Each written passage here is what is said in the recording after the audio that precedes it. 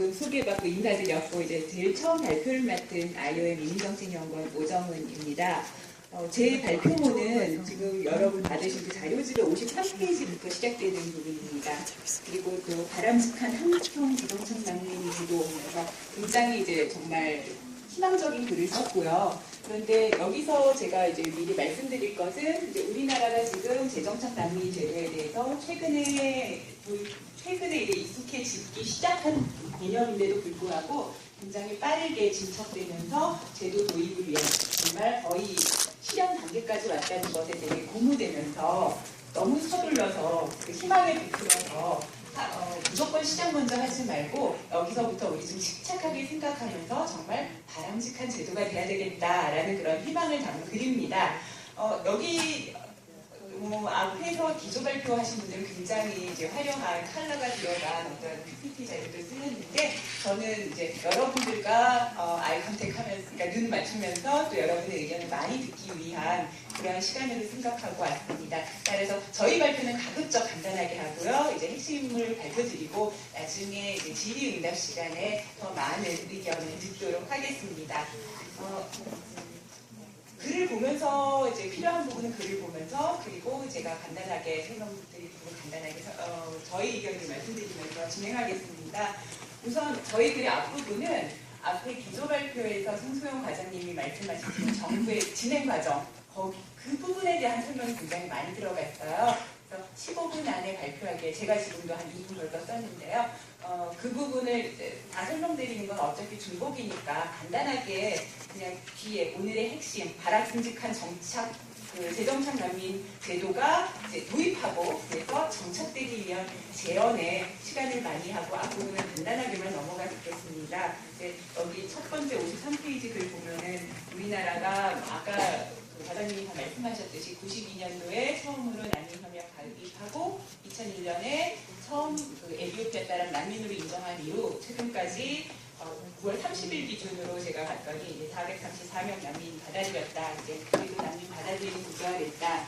아직까지 이렇게 많은 숫자는 아니지만 여태까지 이제 인정 난민, 우리나라를 직접 찾아온 사람들을 심사해서 난민으로 인정하는 과정이었다면 이제는 좀 더 적극적인 그 다음 단계인 그 재정착 난민 제도도 본격적으로 논의하고 거의 현실 실현 단계에 왔다라는 글을 이제 앞에 도입 부분에 썼습니다. 그래서 어려운 용어 쓰는 건 아니고 이제 계속 2012년에 난민법 제정되고 2013년 7월자로 난민법이 이제 시행되면서 그 법적 근거도 마련되었고 또 난민법에는 재정착 난민까지 염두에 두고 이 법을 제정했다고 이렇게 보인다. 왜냐하면 재정착 희망 난민에 대해서 정의도 들어갔고 우리가 많이 대비를 하고 지금 시작을 하고 그리고 대비도 있었고 법도 만들었고 법 제도가 갖춘 상황에서 빠르게 진척되고 있다라는 것을 이제 여기에 계속 적었습니다. 그리고 이러한 논의, 그러니까 재정착 난민 제도가 우리나라도 도입해야 된다는 어떤 논의 배경 그리고 그 근거로 지금 정부의 정책은 우리는 이제 어느 정도 책임감을 가져야 되는 중견국 단계에 왔고 그 중견국으로서의 국제사회에서의 책임 있는 일원이 되게 필요하다라는 것이 첫 번째 내용이었고 이제 55페이지에 나오는 부분입니다. 또 다른 두 번째 부분은 이제 아마도 이 재정착 난민을 받아들이는 것은 국제사회에서의 책임 있는 일원뿐만 아니라 우리에게도 좋은 것이다가 이제 정부에서 기대했고 그리고 논의를 발전시켜간 방향이었다. 왜냐하면 그 정부 자료들을 많이 보았을 때 저는 이 난민을 잘 수용해서 그리고 난민들과 좋은 관계, 재정착 난민들이 군대에 왔을 때 결국 그 분쟁국에서 또 난민 출신국에서의 어떤 문제가 해결되었을 때 그들이 다시 출신국과 우리나라의 어떤 관계 개선에 교두보 역할을 할 수도 있다는 그러한 기대감에서 재정착 난민 제도가 결국은 우리에게도 좋은 것이다라는 어떤 기대를 하고 있다. 그래서 저는 여기에 정말 그게 실현 가능할지 그러한 의도가 어떤 논란을 불러일으키는 건 아닐까 얘기는 있지만 어쨌든 가능하다, 나쁠 거 없다라는 정도로 여기서는 언급을 했습니다. 그런데 이제 전체로 흐르는 것은 재정착 난민 제도를 도입하는 어떤 국제사회에서 적극적인 행동을 하는 것 모두 다 좋은데 지금까지의 논의가 주로 이제 바텀업 방식이라고 하죠. 시민들의 여러 사람들의 대중들의 의견이 수렴되어서 논의됐다기보다는 정부 차원에서 이제 우리도 이 정도의 국격이 있는 국가로서 이러한 행동을 해야 된다는 탑다운 방식으로 논의가 형성되고 그리고 계획이 만들어진 측면이 많다. 그래서 그것이 이제 바텀업 방식이든 아래서부터의 의견이었든 또는 위로부터의 의견이었든 지금 우리는 이 단계에 오고 있고 지금부터라도 이제 도입이 거의 현실성 있게 거의 손에 잡히는 단계까지 오고 있는 상황에서 이제 마지막 보완 작업으로서 여러 사람의 의견을 듣는 앞으로 초기의 시작이 충분히 의논이 안 됐더라도 지금부터 보완하는 단계에 철저히 갖춰야 된다는 것이 여기에 시작이었습니다. 그리고 이제 56페이지에 뭐 현재까지 어디까지 추진했고 추후에 어떠한 일정으로 될 예정이다라는 것은 아까 송 과장님께서 발표하신 분과 거의 일치하는 부분에서 그냥 그 다음으로 넘어가겠습니다. 역시 58페이지 보면은 재정착 난민 선발, 입고, 그리고 국내 정착 지원에 대한 계획, 아까 정부의 계획을 제가 거의 요약하면서 설명한 부분이어서 역시 그냥 넘어가도 괜찮을 것 같습니다. 어려운 말 없습니다. 그래서 단계고 국내에서 이제는 난민 어떤 절차로 그래서 우리가 선발을 해서 국내로 왔을 때 이분들은 국내에 오면은 F2 거주 비자를 받고 여기서 생활을 하게 될 것이다. 그리고 처음 10개월간은 지금 영종도에 있는 그 출입국 외국인 지원센터에서 숙직을 해결하면서 국내 생활을 이제 정착하기 위한 준비 과정을 거치는 것이 이제 국내 정착 지원의 주요 내용이다라는 부분이 설명되어 있습니다. 60페이지 넘어가도 이제 간단하게 요약해서 선발은 지금 어떠한 계획이고 출발 준비와 입국 그리고 국내 도착했을 때 이분들에 대한 이 재정착 난민들에 대한 어떤 정착 지원은 어떤 단계고 있을 것입니다. 라는 것이 요약이었습니다. 이제 본격적으로 제 오늘 발표의 핵심이었던 부분을 보면 5장과 6장이 됩니다. 재정착 난민 제도를 적극적으로 이제 도입하기 위해서 적극적으로 추진해왔고 지금 거의 실현 가능한 단계처럼 보이는 빠르면 2015년 말에는 난민을 우리 국내로 모셔올 수도 있는 단계까지 희망하는 단계로 와 있다. 그런데 그 도입 자체가 목적이 아니라 우리나라도 이러한 제도가 있습니다라고 국제사회에 소개하는 것이 목적이 아니라 정말 도입해서 그리고 이러한 제도를 우리가 해서 국제사회의 그 책임 있는 중견국으로서의 역할을 다하는 것, 소임을 다하는 것. 그 이야기는 제도가 도입되었고 제도가 바람직하게 운영되고 그리고 바람직하게 운영이라는 것은 여기 온 분들이 정말 인간다운 그리고 자신의 행복을 추구할 수 있는 그러한 삶을 한국에서 살 수 있게 되는 것. 그래서 이 제도가 좋은 제도로서 계속 정착돼서 운영될 수 있는 것. 그것이 재정착 난민제도 도입의 핵심이 되어야 한다. 도입 자체가 목적이 아니라 그것이 도입되어서 잘 운영되어야 한다. 그러기 위해서는 우리가 도입만 서두를 것이 아니라 우리 이렇게 2년 만에 3년 만에 여기까지 왔다라는 것을 성과로 자랑하기보다는 그 이제 정말 좋은 제도가 도입하기 위해서 우선 지금 단계에서 고려를 철저히 해야 될 부분이 이제 3개월 과제다라는 부분입니다. 62페이지와 63페이지, 64페이지까지 걸쳐서 했던 것은 첫 번째로 앞부분에 잠시 언급했던 탑다운 방식의 위주로 지금까지 논의가 됐고 준비되어 왔다면 지금부터 이제 국민적 합의 도출을 좀 충실해야 한다. 그런 부분을 제가 제안을 했습니다.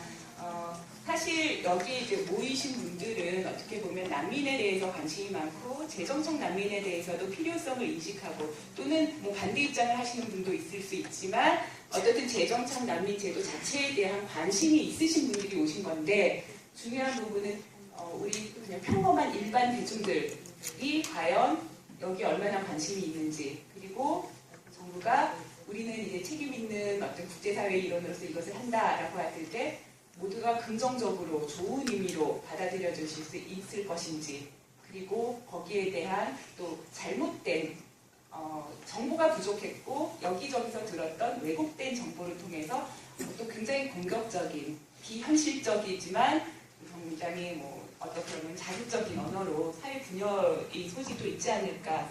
여기서부터는 제대로 정보가 전달되고 필요성에 대해서 그리고 우려하는 바에 대해서 우리 이제 추진하는 사람들도 관심 있는 사람들도 잘 수용해서 어떤 국민적 합의 도출하는 부분을 잘 노력을 해야 되겠다라는 부분을 넣었습니다. 그리고 그 예로 사실 모두들 여기 모이신 분들은 관심 많으신 분들이셔서 아실 거예요. 그러니까 좋은 의도로 2013년 이제 11월에 그 영종도에 출입국 외국인 지원센터 이제 난민이 왔을 때 여기서 초기 정착 지원을 하기 위한 센터를 만들었는데 그 지역 주민들이 굉장히 반대를 했죠. 그러면서 이제 반대하셨던 부분이 여기가 무슨 감옥이냐, 여기가 수용소냐, 해서 우리 동네가 왜 이렇게 돼야 되냐 하는 그 난민에 대해서 굉장히 부정적인 인식으로 결사반대를 하면서 오랫동안 플래카드 붙여놨던 그런 상황을 보면은 사실 지역 주민들이 난민에 대해서 그리고 어떤 난민 수용에 대해서 정확한 정보를 가졌다기보다는 여기저기 떠도는 정보에서 굉장히 우려, 걱정으로 반대 여론을 만들어 가셨던 부분도 있었다. 그리고 제대로 홍보되지 않은 것, 그것은 왜 국민들은 모를까로 탓하기보다 여기서 적극적인 노력을 통해서 합의 도출 노력을 기울여야 된다. 이것이 도입 전에 해야 할 일. 두 번째는 긴밀한 행정 협력체계 구축이라고 제가 적었습니다. 어디 보시면 페이지 아래쪽이에요. 지금 난민가가 새로 이제 신설되고 여기서 많은 분들이 적극적으로 노력하시는데 현재 제가 어제도 다시 확인했더니 여기 지금 11명 분이 이제 난민가에서 일하십니다. 그런데 그분들이 난민의 업무를 전부 다 당연히 하기 힘든 부분이고 현실적으로 그렇게 될 수는 없고 여기도 여러 부처에서 오셨지만 여러 부처가 협력해서 해야 되는 부분이 있을 겁니다. 그런데 그 유기적인 협조라는 것이 많은 정부 정책 과제에서 그리고 정책 지원에서 나오지만 항상 쉬운 것만은 아니거든요. 뿐만 아니라 제가 이 다음에 이제 정책 지원을 구체적으로 할 때 다시 한번 언급되는 부분이지만 이 난민들이 국내로 와서 이제 국내에서 생활하는 사회 구성원으로 생활할 때는 한국 정부가 어떠한 정책을 하고 어떤 법이 있다보다도 내가 살고 있는 우리 동네, 우리 지역사회에서 내가 어떠한 서비스를 이용할 수 있고 내가 어떠한 기관을 찾아갈 수 있고 하는 부분이 중요한데 다시 말하면 난민이 직접 생활하고 있는 그 지역사회 그리고 지역사회의 어떤 인프라, 지역사회의 서비스, 지역사회와 어떤 그 지자체의 어떤 역할 모두 다 중요한 것인데 그것이 이제 법무부 난민과하고 관련 부처하고 그리고 지자체하고 모두 협력이 잘 이루어지는 부분 그 부분을 많이 지금 단계에서 철저하게 고려해야 된다는 부분 그리고 세 번째로 도입 전에 또 중요한 것은 재정착 난민은 특수한 사람들이다. 잠시 후에 다시 언급된 부분이지만 지금 도입을 하고 이게 재정착 난민이 국내에 왔을 때 지금 사회에서 우리 사회에서 적응하기 위해서 지금 계획은 사회통합 초기 정착 다음에는 지역에서의 사회통합 프로그램을 참여하는 방안이 이제 막연하게 고려되고 있다고 이렇게 들었습니다. 그런데 이 재정착 난민들은 지금 우리가 사회통합 프로그램을 통해서 이주민 지원을 하는 그 이주민들 주요 이주민 대상들하고는 지원 대상하고는 성격이 다를 수 있다는 점 고려해야 한다. 저는 여기다 주로 결혼 이민자나 외국인 노동자가 그동안 많았는데 다른 성격이 있다는 것을 다시 말씀드리겠지만 오랫동안 이제 난민 캠프에서 생활할 수도 있고 경제 활동에서 오랫동안 벗어나 있어서 어떠한 자립하는데 자립력이 굉장히 떨어진 상태일 수도 있고 어떤 특수성이 고려돼야 되는 부분을 반드시 준비해야 된다. 그리고 마지막으로 64페이지로 왔지만 그동안 우리나라 제도 도입을 하기 위해서 많은 분들이 연구를 하신 부분이 이제 외국 선진 사례였습니다. 그러나 언제나 그렇지만 외국의 사례 잘 되고 있는 모델은 우리에게 시사점은 도출하지만 그 모델이 그대로 한국에 적용하여 성공한다는 보장은 없고 당연히 불가할 것입니다. 우리는 우리 사회의 어떤 특수성이 있기 때문입니다.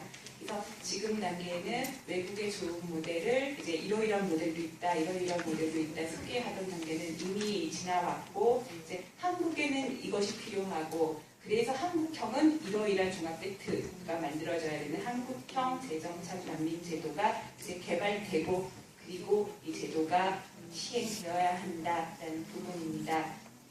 그렇다면 한국형 재정착 난민 제도는 무엇이고 그리고 그것이 도입에만 급급한 것이 아니라 제대로 정착되는 어떠한 작동하는 성공적인 제도로 발전하고 계속되려면 무엇이 필요한 것인가?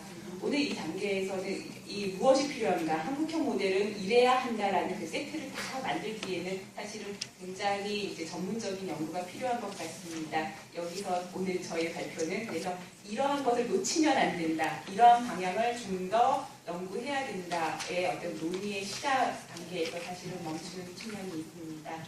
65페이지부터 계속되는 바람직한 한국형 재정착난민 정착을 위한 크게 네 가지로 제시를 했습니다. 일단 첫 번째, 어떻게 보면 굉장히 민감한 부분일 수도 있고 이제 반대 여론도 있을 수 있는데 우리가 전 세계 정말 좋은 의도를 시작했죠. 전 세계의 난민을 모두 수용할 수 있는 현실적으로 불가능하고 할 수 없습니다. 그리고 예산도 한정되어 있습니다. 이 상황에서 이제 한국형 제도를 도입하고 운영할 때 우리에게 맞는 어떻게 보면 좀 우선순위라고 할까요? 우선적으로 고려하는 재정착 난민의 어떤 기준이랄까요? 그런 것이 법적으로 무슨 규정되지 않더라도 우리가 우선 고려할 사항에 대해서는 어떤 일정 정리가 현실적으로 필요하다 부분입니다. 그래서 우선 선발 대상자를 어떤 기준을 확립하고 그리고 국제사회도 한국은 이런 쪽에 많이 고려를 하고 이런 쪽에 많이 인정을 하는 편이다라는 것이 사실 소문이 날 수도 있고 그것은 일반적인 어떤 국제사회의 어떤 추세이기도 하고요. 그럼 우리에게 필요한 것은 무엇일까? 저는 우리에게 우선순위로 고려할 한 네 가지 정도를 이제 생각해 보았습니다.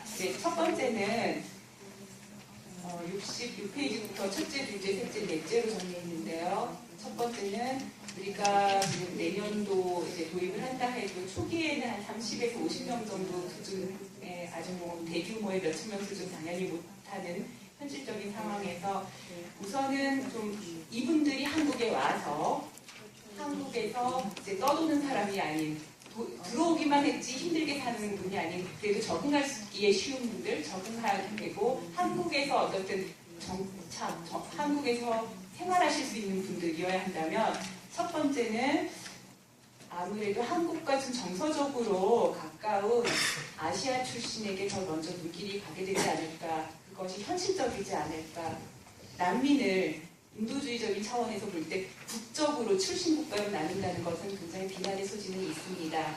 그래서 어떠한 제한을 두고 안 된다는 금지 규정을 둘 수는 없지만 우리가 좀 더 고려할 수 있는 부분은 한국 사회에 와서 이분들도 편하고 일반인들과도 잘 어울릴 수 있는 부분에서 정서적으로 괴리감보다는 정서적으로 수용하기에 조금은 더 편안한 그러한 지역이 아닐까. 두 번째는 한국 사회에 와서 어떤 배울 수 있고 한국 사회에 와서 새로운 생활을 익히고 적응할 수 있는 어떤 학습 능력이 있는 분들이면 좋겠다. 사람을 규정하기는 어렵지만 사실은 서양 선진국에서도 우리가 이 재정착 난민이 잘 정착했다고 흔히 모델로서 도입하는 국가들도 보면 어느 정도 어떤 선별 기준이 있습니다. 예를 들자면 과거, 그러니까 아프리카 국가 같은 경우는 유럽 국가에 선택할 때 과거 식민지 국가 왜냐하면 법적, 행정적으로 어떤 문화적인 어떤 친밀감이랄까요? 친밀감까지는 아니더라도 좀 더 쉽게 법제도에 적응할 수 있는 그러한 경험을 했던 사람에서 사회 적응이 쉬울 것이다. 그리고 어떤 사회에 적응하고자 하는 의지가 있고 그만한 능력을 갖춘 많은 경우가 사실은 좀 학습 능력도 있고 어떤 지적 능력도 있는 사람들을 택합니다. 인도주의적 차원에서 이제 다른 분들이 토론을 하시겠지만 우리가 모든 난민을 구제하지 못한다면 우리 사회에서 잘 살 수 있는 분들은 이런 분 아닐까. 셋째는 이분들이 처음에는 난민 자격으로 한국에 왔지만 결국은 오랜 기간 생활을 하면서 그것이 짧게는 몇 개월이고 길게는 오래오래 살아서 어떻게 보면 영주를 할 수도 있는 상황에서 결국은 이분들은 사회 구성원으로서 생활할 때 같은 지역 출신의 사람들과 어울리게 되고 또 우리도 이제 이주민이 많아지는 사회에서 이주민 자조단체들이 한국 정부가 또는 한국의 어떤 기관들이 다 책임지지 못하는 부분들을 스스로 도와가며 책임을 지는 그런 이주민 자조단체들이 많이 발전하고 있습니다. 그리고 이주민 자조단체의 역할이 또 중요한 것이고요. 이때 이 재정착 난민들 역시 우리가 도입할 때 결국은 생활인으로서 생활하면서 국내 서비스뿐만 아니라 이주민 국내에 있는 거지만 이주민 자조단체와 서로 협력하고 그 환경을 이용하게 된다면 이왕이면 국내에 어떤 사회적 네트워크가 좀 형성된 국가 출신이 우리가 좀 더 이분들에게 행복한 삶을 보장하기에 유리하다라는 부분이 있습니다. 넷째는 굉장히 제가 좀 두려워하면서 썼던 부분이에요. 많은 선진국, 특히 저는 이제 유럽 쪽에서 공부를 많이 했기 때문에 유럽에서 보면은 보호자 없는 아동, 그러니까 보호자 없는 미성년자에 대해서 굉장히 적극적으로 수용을 하는데요. 한국은 이게 선진국이 이러니까 보호자 없는 사람은 지금 취약계층이니까 빨리 수용하자라는 얘기가 나올 수도 있지 않을까라는 염려에서 우리가 다 좋지만 한국에서는 보호자 없는 아동을 난민으로 수용했을 때 우리가 책임질 수 있는가? 현실적으로 인프라라든가 이제 서양 선진국 같은 경우는 특히 이제 유럽 국가들은 유로피안 리퓨지 펀드 같은 걸로 그러니까 유럽 난민 기금으로 취약계층을 도입한 국가에 우선적으로 그 회원국에 지원도 하고 그래서 또 이제 보호자를 지정하고 많은 어떠한 인프라가 구축되어 있지만 한국 지금 상황에서 보호자 없는 미성년자를 난민으로 도입한다면 우선순위로 그것도 도입한다면 사실 보호기관에 보내는 것 외에는 제대로 책임을 못 질 것 같다라는 생각에서 이 모델을 따라하기보다는 우선은 이제 보호자도 있고 성인 위주로 가는 것이 낫지 않을까, 현실적이지 않을까라는 제안을 이제 무서웠지만 조심스럽게 드렸습니다. 그리고 두 번째가 지자체의 권한과 역량 확보. 이 난민들을 국내에 도입했을 때, 모셔왔을 때 결국은 지자체에서 생활하는 것이라면 지자체도 우리 지역에 살고 있는 이분들을 잘 지원할 수 있고 어떠한 그 정책 수요에 대응할 수 있어야 되는데 아직까지 재정착 난민에 대한 그 구체적인 활동, 구체적인 어떤 인프라도 구축되어 있지 않고 또 현재 정부의 계획에서 지자체가 어느 정도 권한을 가지고 있는지 어느 정도 예산을 확보할 수 있는지에 대한 계획은 굉장히 찾기 어려웠습니다. 그래서 지자체의 역할에 대해서 인정을 하고 지자체의 어떠한 권한과 역량을 확보하는 것 그리고 그것을 좀 명확히 하는 것 적은지 많은지를 떠나서 지자체의 역할을 분명히 중시하고 계획해야 된다라는 부분이었습니다. 그리고 마지막 세 번째로 재정착 난민 특수성을 고려한 교육 훈련 프로그램. 지금 현재 이제 재정착 난민들을 모셨을 때 숫자가 많지는 않은데 우리가 일반적으로 생각했던 그 교육 훈련의 외국인 그 이주민 지원 대상자 많은 경우 저숙련 노동자와 이 재정착 난민은 굉장히 다를 수 있다는 거.